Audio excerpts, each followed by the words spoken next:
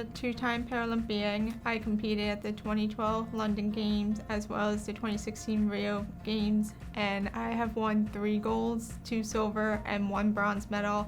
I have 10 world records and 23 American records. The most important thing you can give a child with a disability is confidence in themselves and in the world that somebody's going to listen to you. Becca had these incredible teachers that knew from the beginning self-advocacy was everything. So they would always nudge her, like, well, you tell me what you want. 2016 Rio de Janeiro Games, I struggled. I had severe limitations being a deaf-blind individual, so I had a panic attack in Rio. I struggled to navigate the village. She wasn't eating, her anxiety was really, really high, and I remember looking at her and saying, never again.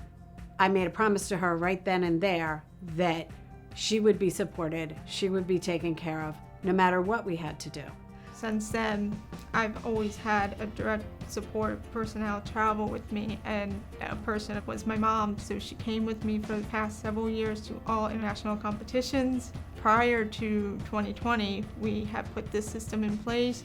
We were in communication, we were getting things ready leading up to the games prior to the pandemic, and then out of the blue last May, I was told no, you cannot have your accommodation. I was shocked, I was confused. I couldn't make sense of why an accommodation I had for the past 5 years was suddenly taken away from me.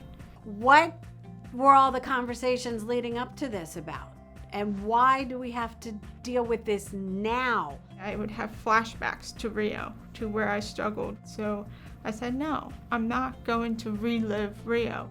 As a person with disabilities, I have right to this accommodation, and I'm not going to allow someone else to make that decision for me. I am the best judge of myself, so therefore, I am not going to go without that accommodation.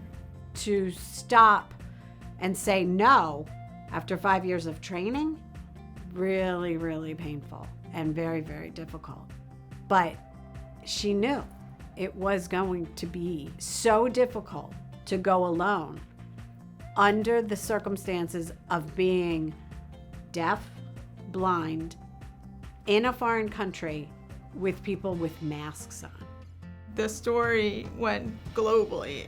I mean, I was receiving messages from people in Europe, Australia, all over the world. I even went to India. I was overwhelmed. So that was very reassuring to me as a person with disability that my voice was heard.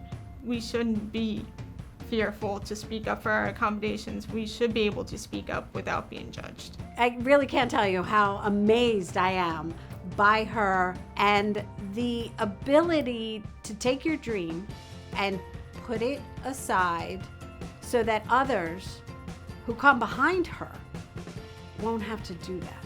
Those with disabilities like myself, we are the best judge of what we need. The world's not built for people with disabilities, so the more we speak up, the more we make people aware, the easier it will become to enjoy all that life has to offer.